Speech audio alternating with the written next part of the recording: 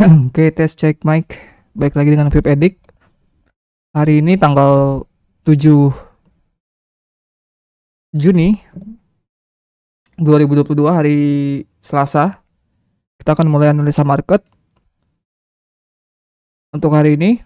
Ya, jadi beberapa hari ini gue nggak ngupload karena memang selain karena gue sakit dan market juga lagi dalam fase summertime ya, atau price actionnya bakal memang selalu lambat kalau sudah masuk musim panas.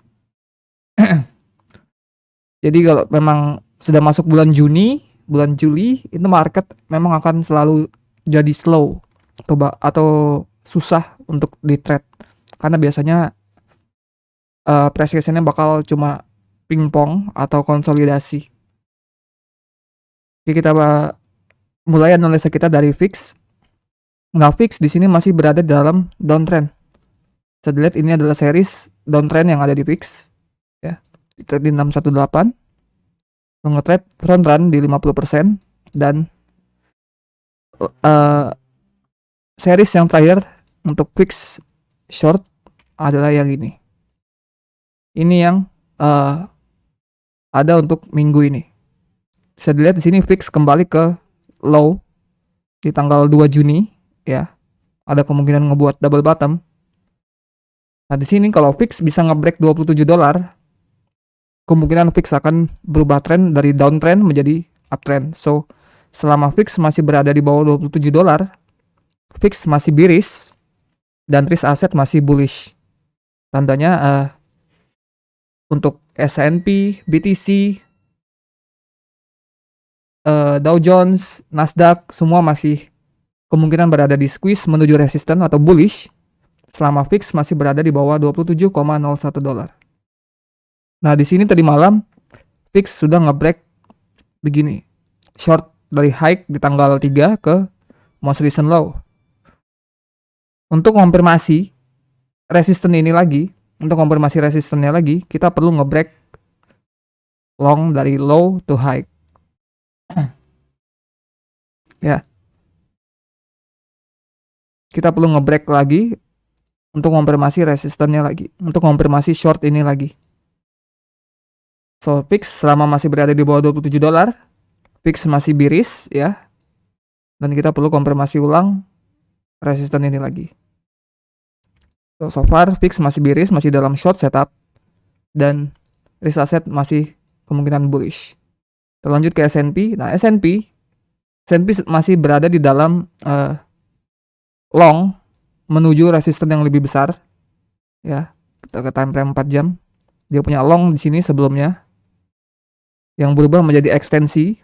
Ya, ekstensinya ini kalau menggunakan close hari Jumat di tanggal 27 atau ke most recent high juga nggak apa-apa sebenarnya, karena dua-duanya belum di break.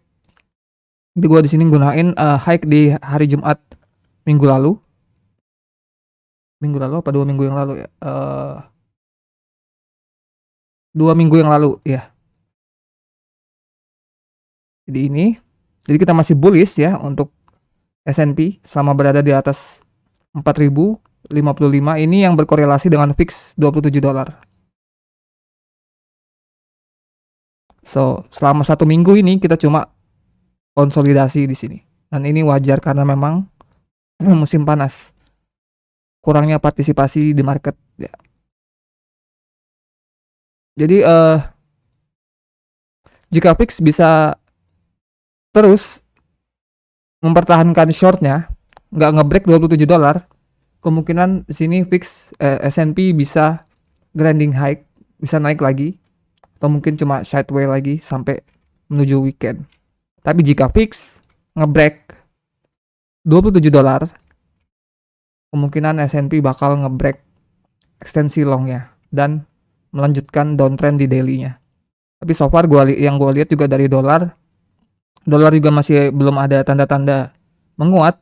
Dolar juga masih melemah yang gue lihat dari forex. So gue expect kita bisa mempertahankan short setup di fix ini. Kalau fix bisa nge-break longnya, kemungkinan kita punya long long di indeks dan short di fix. Kalau bisa ngebreak long yang mini long yang ada di fix.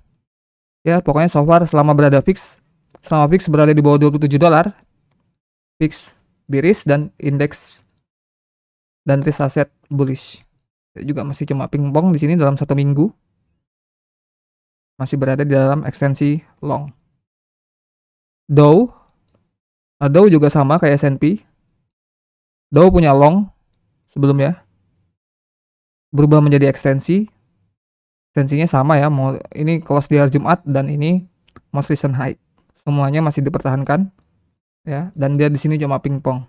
Semua masih tergantung fix. Kalau fix bisa mempertahankan $27-nya, nggak ngebreak ke atas $27, kemungkinan Dow, S&P nggak ngebreak long mereka, ekstensi long mereka. Nasdaq juga sama, punya ekstensi long ya. Walaupun di sini Nasdaq sempat ngebreak longnya yang pertama, tapi ini yang berkorelasi dengan indeks yang lainnya.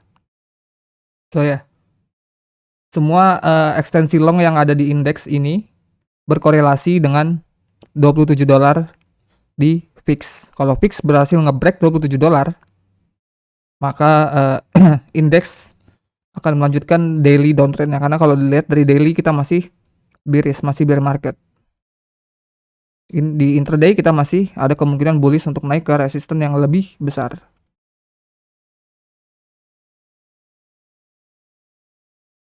Kita lanjut ke mata uang. Nah, USD Japanese Yen di sini ini time frame monthly punya target di atas yaitu $137.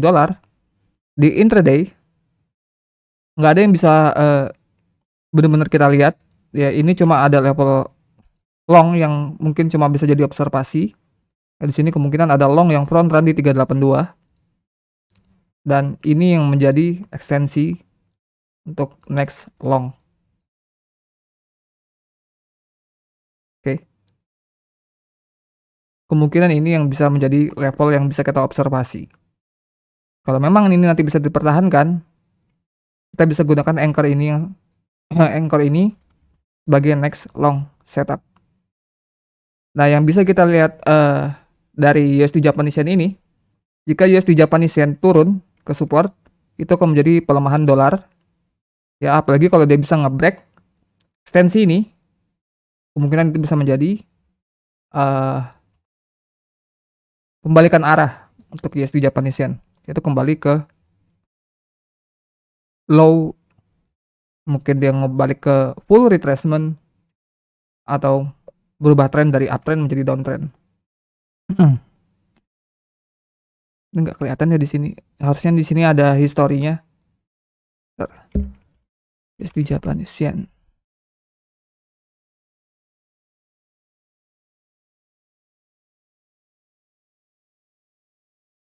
Dia kembali ke high di, pokoknya kalau nggak salah ini high di tahun 98. Ya.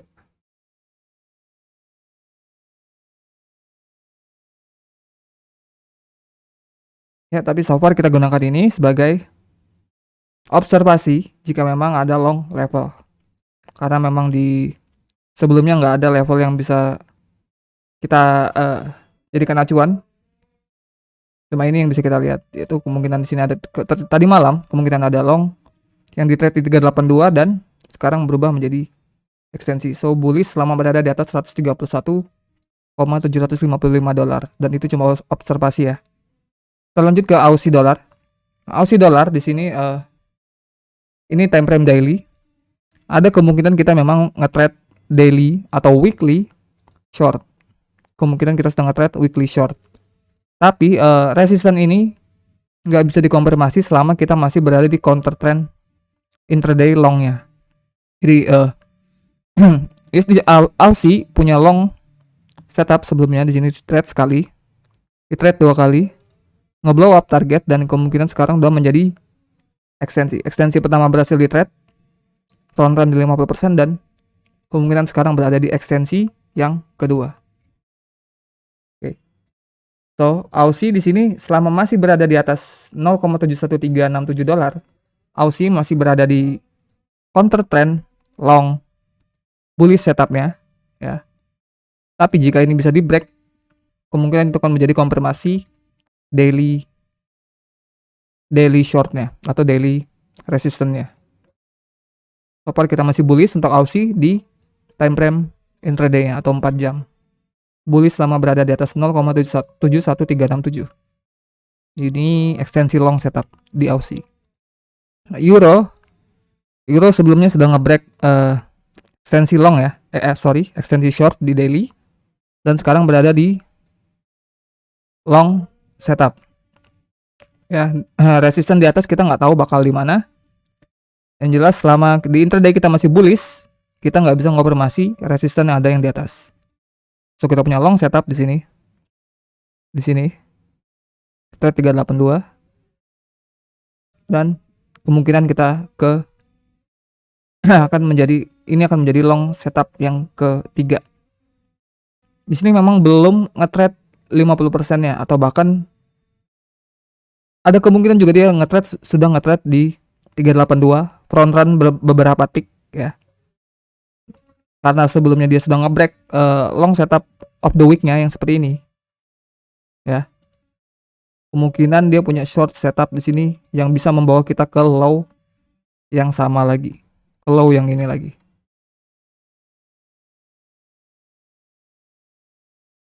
Oke. So, kita perlu nge-break short setup yang ini untuk konfirmasi jika memang ada support lagi. But so far selama euro masih berada di atas 1,05163 long setup yang ini full retracement ya, euro masih bullish yang menandakan dolar masih melemah, masih kemungkinan bisa melemah. Ya memang walaupun dia nanti nge-retrace, ini akan ngebuat dolar menguat, tapi ketika dia bounce dari support itu akan ngebuat dolar melemah. Lanjut ke British Pound, GBP. Nah, GBP kita memang berada di bawah resisten daily ekstensi short. Kita belum nge-break 618 ekstensi short ya. Tapi di intraday kita berada di bullish setup, berada di long setup. Long setup sekali di trade, 2 kali di trade, dan kemungkinan sekarang yang ketiga kali di trade.